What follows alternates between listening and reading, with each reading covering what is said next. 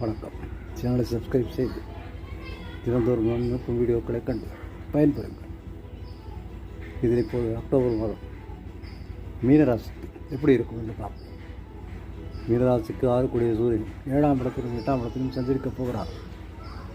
7ஆம் இடத்தில் வருவது சரியில்லை என்றும் 8ஆம் இடத்தில் நீச்சமாகிறார் என்றும் பயமுறுத்துவார்கள். அதெல்லாம் இல்லை.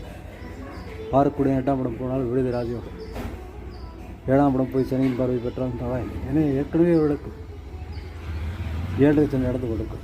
7 சனி பாதிப்பு இருக்கும்போது இவையெல்லாம் பெரிய பாதிப்பாக இருக்காது. குருவின் பார்வை இந்த துலாம் ராசி இன்றைக்கு சூரியதான். அங்கு சூரியன் வந்து நீச்சமாகும் போது கூட 6 கூடிய நீச்சமாகிறான் என்ற பயன் கிடைக்கும். இவை விருது ராஜயோகம் நிச்சயமாக வேலை செய்யும். 6 கூடிய 7ஆம் இடம் போவதால் சிறிது மனஸ்தாபங்கள் மனம் முயற்சி இருக்கிறது.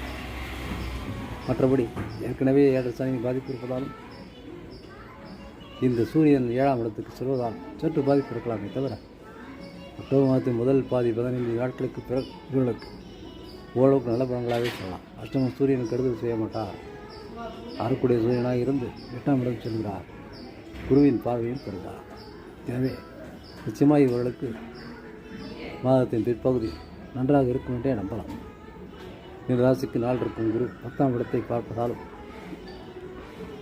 12ஆம் இடத்தை பார்ப்பதால் 8ஆம் இடத்தை பார்ப்பதால் இவர்களுக்கு 8ஆம் இடத்தில் தீங்கு இருக்காது. 12ஆம் இடத்து செலவுகள் கூட நல்ல செலவுகளாகவே இருக்கும். எனவே இவர்கள் பெரிதாக அஞ்ச தேவையில்லை. மீனராசிக்கு 7 சனி பாதிப்புக்காக வாரம் சனிக்கிழமை எண்ணெய் விளக்கு நல்லெண்ணெய் விளக்கு நவக்கிரக மழை இருக்கும் சனீஸ்வரனுக்கு மாலை 6 மணிக்கு மேல் செலுத்தி வழிபட்டால் அந்தந்த வாரம் நன்றாகும். வாரம் இது செய்து கொண்டே வர வேண்டும். ஒரு வாரம் நிறுத்தினால் கூட அந்த ஒரு வாரம் துயரம் துக்கம் சண்டைகளாகத்தான் இருக்கும். எனவே மீனராசி நண்பர்கள் வாரம் சனிக்கு எள் விளக்கு ஏற்றுவதை வழக்கமாக கொண்டால் 7 சனியிலிருந்து தப்பிக்கலாம். நன்றி, வணக்கம்.